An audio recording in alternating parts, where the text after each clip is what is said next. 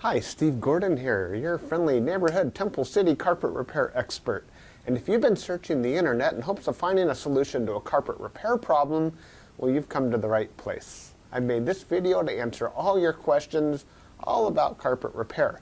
Now, if you need more help after you've watched this video, and you may, well, feel free to call here at the office. We'll be just thrilled to take your call, answer all your questions, and then if you'd like, we'll come out and fix your carpet. Whatever's best for you. That's what we'd love to do. It'll be our honor to come out and fix your carpet. So again, I'm Steve Gordon. I hope to hear from you soon. Meanwhile, I hope you enjoyed learning all about carpet repair. Here you go. Hi, Steve Gordon here, your friendly neighborhood carpet repair guy. And I promise you one thing, and that is I'm absolutely not an actor. So if you're looking for an actor to talk about carpet repair, you've come to the wrong place. But if you want to know about carpet repair, whether it be carpet stretching, patching, Berber carpet repair, commercial carpet repair, transitions between your carpet and a floor, maybe your stairs need repaired, a seam could need repaired, or a few other things, well, in that case, you have come to the right place because I'm going to talk to you about that, and I'm going to try to answer as many of your most frequently asked questions as possible. And before I get to that, I am going to talk to you a little bit about our guarantee, how to get an estimate, the bid, and a couple other details.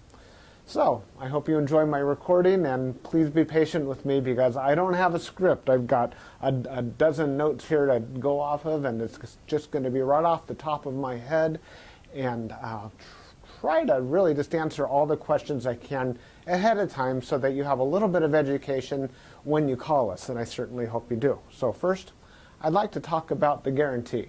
When you call us, you're going to get a 100% unlimited, unconditional lifetime labor guarantee. And what I mean by that is that either you or your carpet or both are going to be completely, absolutely, and thoroughly worn out before you ever have to pay to have that carpet fixed again. So again, 100% unlimited, unconditional lifetime labor guarantee, that's forever. How you get your estimate in the first place is after you watch this recording, give us a call here at the office, and we're going to give you something like a phone guesstimate. We'll give you an idea of what you might expect to pay. We might tell you something like between $150 and $300, or we might say between $200 and $400, or something like that. We're not going to know exactly, or even not even all that close, how much it's going to cost to have us fix your carpet for you.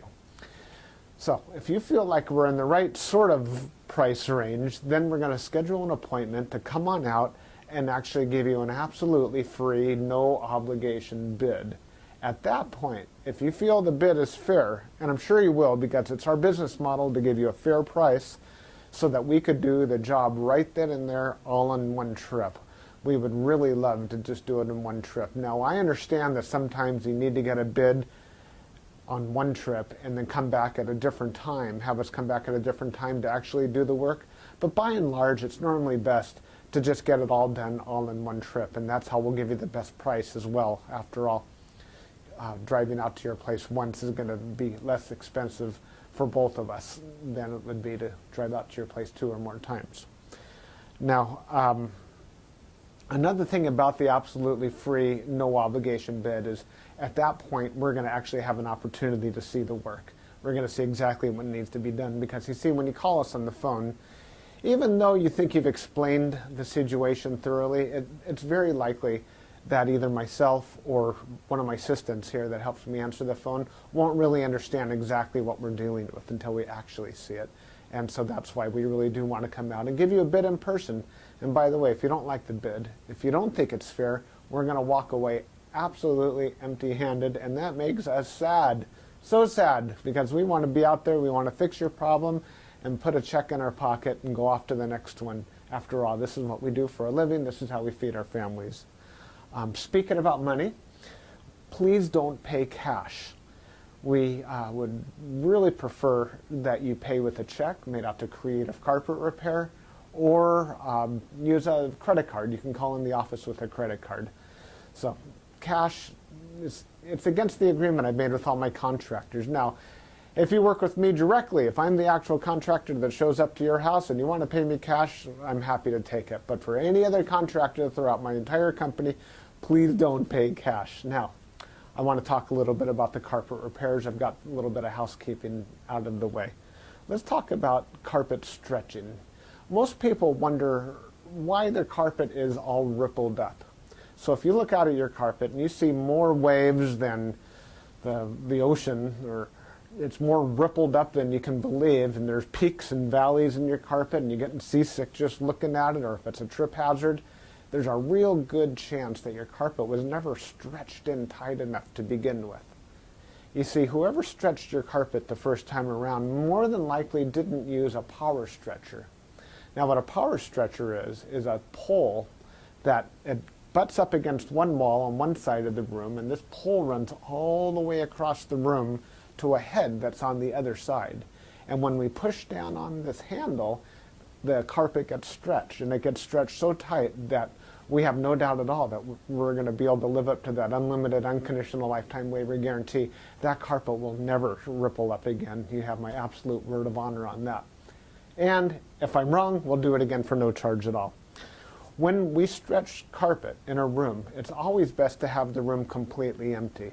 We can empty the furniture out of the room for you if that's what you need, but more often than not, the customer will want to get as much as possible out of the way. Now, don't strain yourself. Don't go moving a giant king-size bed or a dresser that weighs, more than 10 elephants. That's not cool. We have special tools. We have these sliders that we can put underneath the legs of the furniture.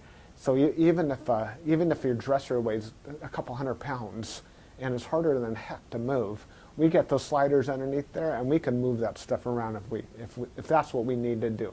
So don't strain yourself moving the furniture. Also, if you have a king-size bed and it's just completely unreasonable for whatever reason to move that bed, quite often we could stretch the carpet in that room without moving the bed. It's a lot more work. Those poles that I spoke about, they go actually underneath the bed, so we stretch the carpet right underneath the bed to the other wall. And it's a lot harder. It takes us a lot more time and effort, but it can be done. So that's a little bit about carpet stretching. We use a power stretcher. We don't just kick it in with our little Susie Homemaker little knee kicker, and it leaves a little bit of extra carpet at the end. We cut off that excess, and you'll see how much carpet we cut off when we're done. We throw it in a bag, and we tuck in the carpet along the edge, and boy, life is good. It looks so much better.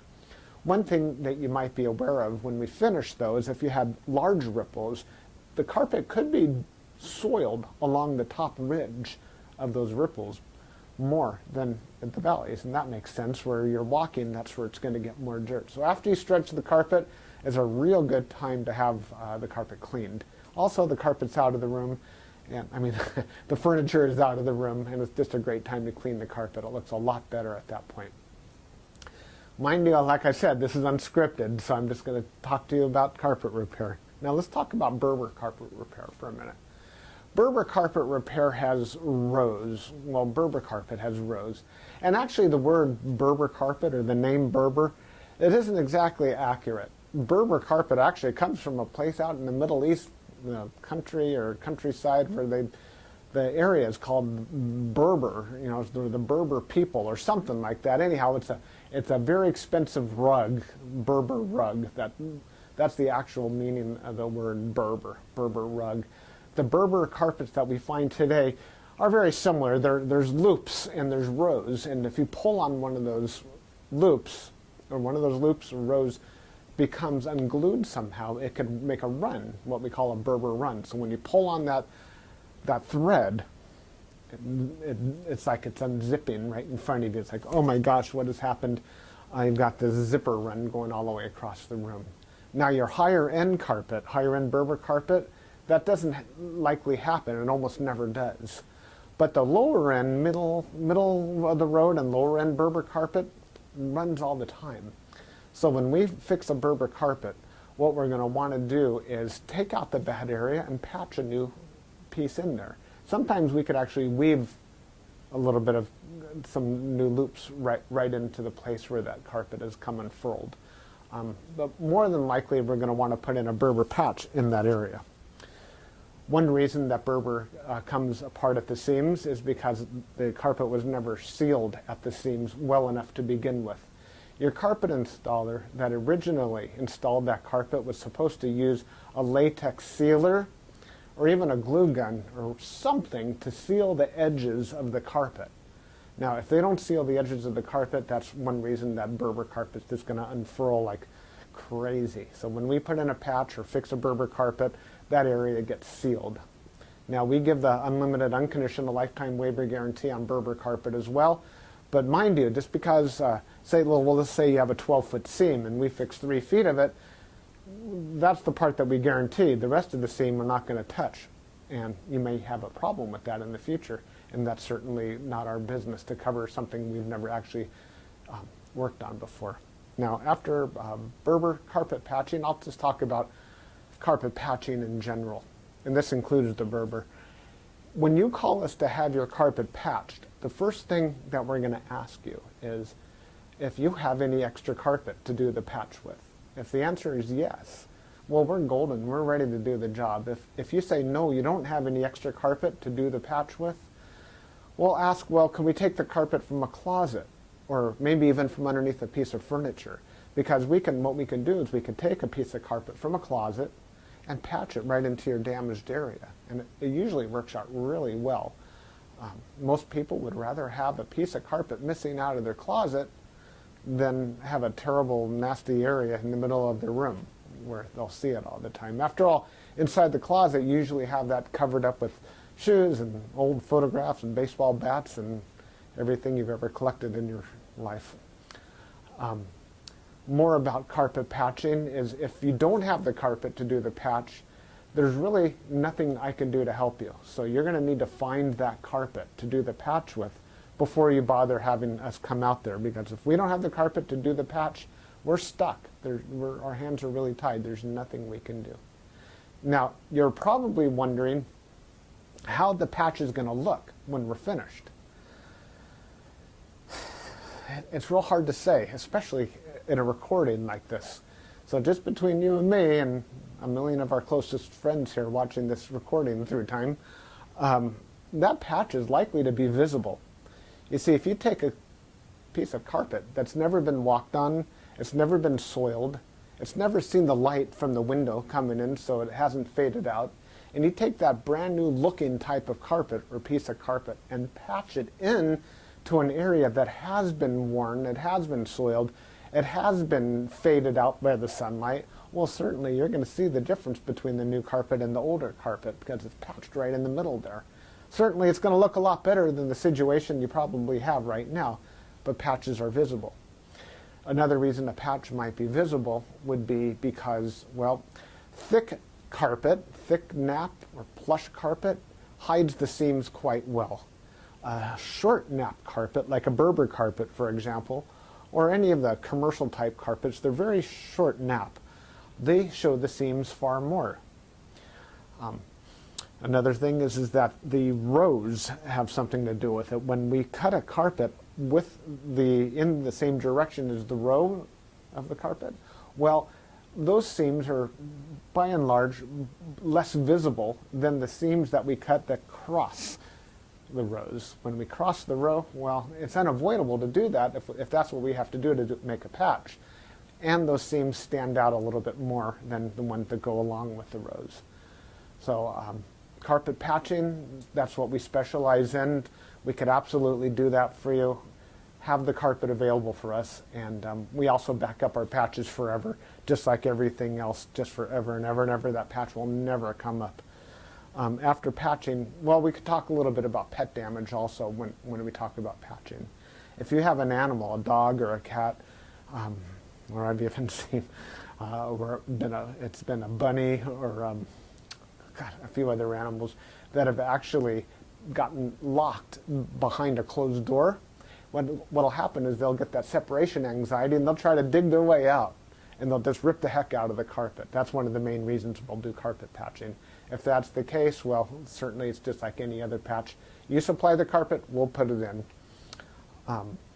However, if that animal didn't tear up the carpet, if they actually urinated on the carpet, there's a whole other thing we can do about that, and I'm going to need your help for that. what we'll do is we're going to ask you to go to the pet store or go online and buy twice as much of a product as you think you're going to need, maybe 4 times as much, to actually kill the odor. Now, the product I'm talking about is actually an enzyme, and what we'll do is we'll pull back the carpet, we'll remove the padding, clean the floor, and you'll pour this enzyme onto the floors underneath it all. And that enzyme will eat up all the proteins that contribute to the smell of the urine in your carpet. Then we'll put in new padding, and you'll pour that enzyme cleaner all over the backing of the carpet as well at that time. I'll reinstall the carpet, and then one more time we'll use that cleaner and we'll just soak that area of the carpet with that enzyme one more time. And that's likely to kill the scent altogether. That smell should be completely gone. If not, it's probably because your animal found another place that you don't even know about, and I'm sorry about that. There's nothing we could do about your animal. Now that we've spoken about pet damage, I like to talk about carpet to floor transitions. A lot of people call us because they've put in a new floor. Maybe it's a tile or a wood floor, and their carpet now needs to be finished along that edge. More often than not, we don't need to put in any kind of metal there.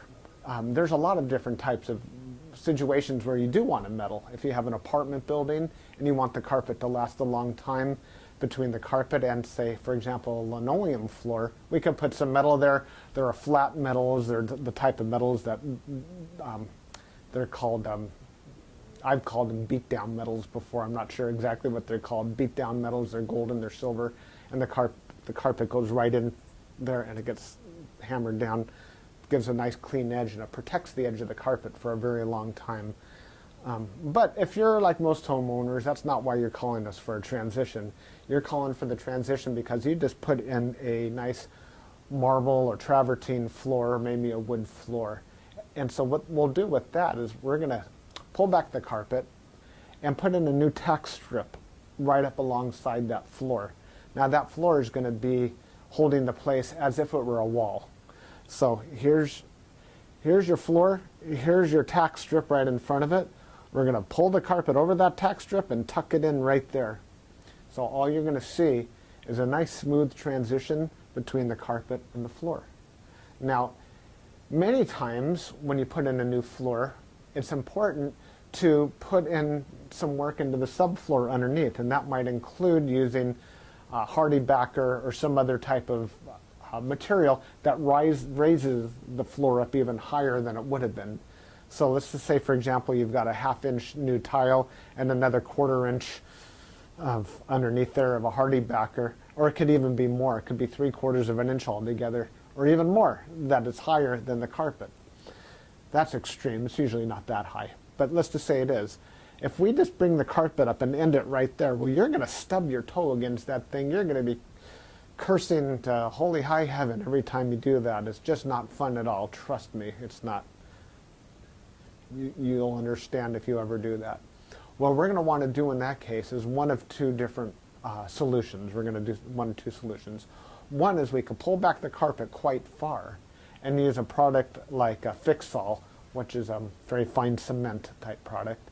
And we're going to feather in a nice ramped area, so we raise the level of the floor slowly up to meet it. What's great about that is the floor and the carpet will be at the same level, then you won't stub your toe. What's not so great about that is when you're walking up that little ramped area, well, you feel like you're walking uphill. There's really no way around that I know of outside of pulling out all your carpet and floating a whole new layer of concrete, self-leveling concrete on the entire concrete floor and underneath. That's a lot of work. It's possible that would be the perfect way to do it if I were working on a $10 million home in Beverly Hills, that's probably what I would be doing. I would be raising the entire floor to be level with, so the carpet could be level with the floor. But here in the real world, what we'll normally do is rise it up with some Fixall, or we could do it even easier. We could use shingles, cedar shingles. Cedar shingles are about that long, and that makes a nice little ramp up. And it normally works just beautifully. It's quick, it's easy, we can get it all done in one trip. So we're going to raise the level of the carpet right up to the level of the floor, and you're just going to be happy as can be about that. Some transitions are round, curved. Other transitions could be squared. There's 100 types of transitions out there. And if you look on the internet under carpet to floor transitions, you're going to see a lot of examples. Perhaps even on my website, you can see some other examples. And so when you call us, you can explain what you're dealing with, and that would help us with the program here. Stairs. So, do you have a problem with the carpet on your stairs? I did a job like this just today, where the cat had actually torn away the corners of almost every stair all the way up the stairway. The lady was not happy about this. My solution to this was that, well, first of all, I asked her, do you have any extra carpet? And the answer was yes. You can take the carpet out of a closet. And I told her, well, you're going to have carpet missing out of a closet. And she said, well, that's fine. You can put this carpet in the closet. So she had something that didn't match at all. And she didn't mind because, well, she just didn't care that the carpet in the closet didn't match halfway through. So I took the carpet out of the closet, and the first thing I did is I completely replaced the first two stairs, because after all, the first stair or two wears out faster than everything else anyhow, and those first two stairs were pretty trashed. Instead of just fixing the little corners, just replace the entire stair if you can. It'll make a world of difference to have something new there. With all the rest of the stairs, I just did these little bitty patches all the way up one side and all the way down the other, and it was just beautiful. I think it gave her probably another 10 years of life to her carpet to fix those stairs. Another thing you could do with stairs, what some of my customers have done, and I love this idea, is replace the entire stairway by, well, let me back up a little bit. Let's just say you have a 3 or 4 bedroom house, and it's the same carpet throughout the entire house, and your stairway is pretty much in the middle of it all. And if you replace the carpet on your stairs, well, it's going to be a slightly different color than the rest of your carpet, and that's going to look low class, and we don't like that, do we? No, we don't. What I would suggest in that case is that we take the smallest room in the house, maybe a small bedroom or nursery, and pull the carpet out completely from the smallest room in the house and buy new carpet for that room. Then we have maybe a 12 by 12 piece of carpet, and we can replace the entire stairway with that carpet. That way it matches the entire rest of the house except for that one room. That'll easily save you $4,000, $5,000, $6,000, $7,000 right there. And it's a lot less work too. So I like that idea. You get a whole new stairway.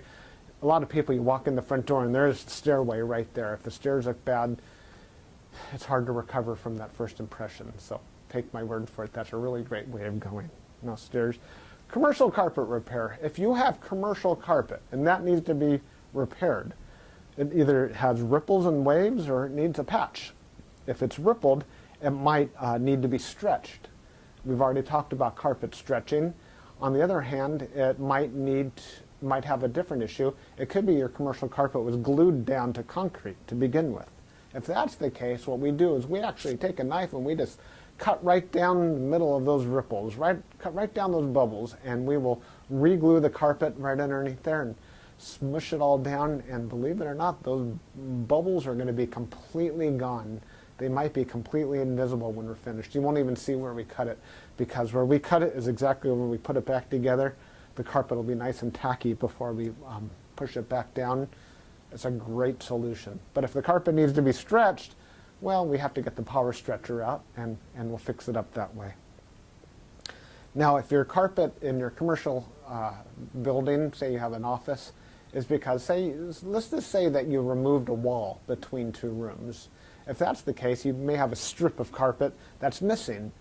It's always a great idea to just get a completely different color. So if you have blue commercial carpet, go get a piece of red or black. Just something completely different, because a patch going all the way down through the middle of the room that's just a little bit off, it looks low class again. But if we put a strip of red down the room, or burgundy or black, people walk in and they go, oh yeah, these people have got some class. They got a decorative idea. So that's just my opinion. Use a completely different color if it's something goes all the way across the room. Now if it's just a patch, a small patch for whatever reason, and you have a little extra carpet, we can always patch it in with whatever you have. Seam repair. Good news and bad news. The good news about seam repair is that we can make your carpet so the seam doesn't keep getting worse. The bad news is that if it looks bad now, it's probably not going to ever look good again, regardless of what we do to it. Seams have to be done properly the first time. You see, when we seam a carpet together before it's installed, we'll use a straight edge and we'll cut down both sides of the carpet, and then we're going to seal the carpet on both edges, and then we're going to seam it together, and it'll be perfect. When it's completely cooled down, then we stretch it in. If we go back and try to open up the seam and cut that carpet off and try to bring it together, the chances of it ever looking better are right around 0.